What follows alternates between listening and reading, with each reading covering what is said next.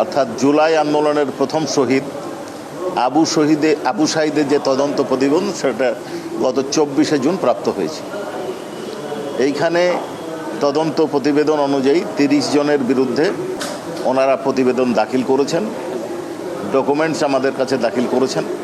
আমরা তদন্ত প্রতিবেদন, অন্যান্য ডকুমেন্ট এবং জুলাই আন্দোলনের তথ্য উপাত্ত পটভূমি সব পর্যালোচনা করে আশা করছি যে আগামী রোববার ফরমাল চার্জ দাখিল করব। এইখানে আরেকটা বিষয় আছে, সেটা হচ্ছে যে আমাদের কাছে খবর আছে যে রংপুরে এই মামলা সংক্রান্তে কয়েকটা মামলা হয়েছে, কয়টা না 2টা মামলা হয়েছে।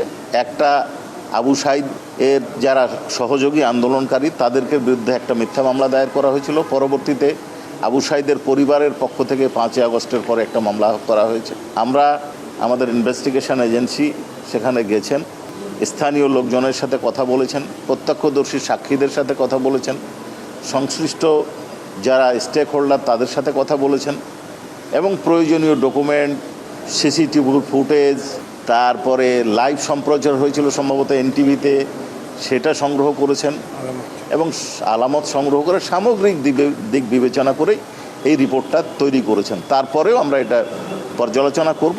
আশা করছি যে আগামী রোববার আমরা এই ফরমাল চার্জ দাখিল করব। অভিযুক্ত 30 জন বললাম যে তদন্ত প্রতিবেদনে 30 জন দেওয়া হয়েছে। আমরা পর্যালোচনা করে দেখব যে তাদের বক্তব্যের সাথে কেউ যোগ হবে বা বিয়োগ হবে, সংযোজন বা বিয়োজন হলে এটা হবে। ফরমাল চার্জে আমরা বিস্তারিত তো বলবই, তবে আপনাদের এটা স্মরণ থাকার কথা যে শেখ হাসিনার বিরুদ্ধে আবু সাঈদ হত্যাকাণ্ডের উস্কানি এবং নির্দেশ দানের অভিযোগে ফরমাল চার্জ ইতিমধ্যেই দাখিল হয়েছে। আমাদের তদন্ত কাজ পরিচালনার ক্ষেত্রে লুকোচুরির কোনো বিষয় নাই, বিষয়টা হচ্ছে আইনের বিষয়। আমরা ইনভেস্টিগেশন করে আমাদের ইনভেস্টিগেশন এজেন্সি আমাদের কাছে রিপোর্ট দাখিল করেন, যেটা প্রয়োজন মনে করি সেটা আপনাদের সামনে উপস্থাপন করা হয়।